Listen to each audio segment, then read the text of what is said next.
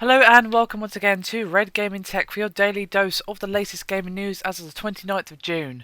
My name is Amata and today I have some news for you concerning Total War Rome 2, which has its minimum and recommended system specifications released by Sega. Of course, this game is coming out not too far in the future, September 3, but the main focus of this video is the minimum and recommended specs for your performance to see what kind of graphics you can expect on your particular machine. So the minimum specifications. OS has to be XP, Vista, Windows 7 or 8. Processor, you need at least a 2 GHz Intel dual-core processor or a 2.6 GHz Intel single-core processor, 2 gigs of RAM, graphics-wise 512 megabytes of DirectX 9.0 compatible card. This is shader model 3 with vertex texture fetch support, and of course you need DirectX 9.0 as you might imagine.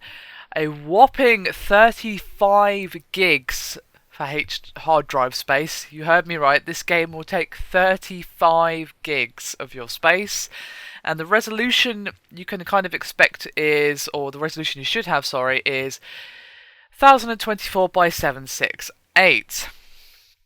And of course now we have the recommended specifications. They haven't actually released optimal. Usually you have 3 stages of specifications released for games: minimum, recommended, and maximum, but unfortunately these 2 tiers are all we have to play with. OS wise, they recommend for optimal performance Windows 7 or 8. Processor wise, you need a 2nd generation Intel Core i5 processor or greater. 4 gigs of RAM. Graphics wise, you want 124 megabytes of DirectX 11 compatible graphics card, and of course you want DirectX 11 installed as well.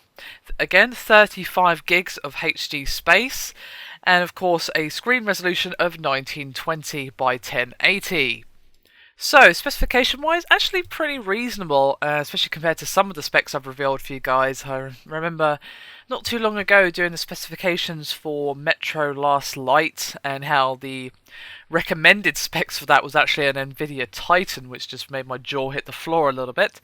But despite the impressive graphics that we have seen previewed in various trailers, demos and so forth for Total War Rome 2, it seems like you should be able to run this game on pretty much anything. It's a little bit strange how it does support a single core processor. It's not something I've seen in quite some time. Usually it's dual core minimum for these kind of games, but obviously they put in some optimization so people with a machine that's kind of old or just maybe not as powerful can actually run this game on the lower settings.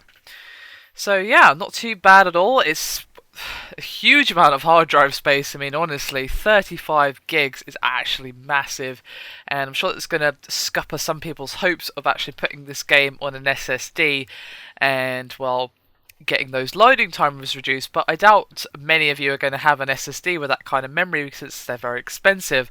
I'm sure some people out there do, but I think a lot of people have had their SSD hopes, well, quite basically squashed to pieces by this particular reveal.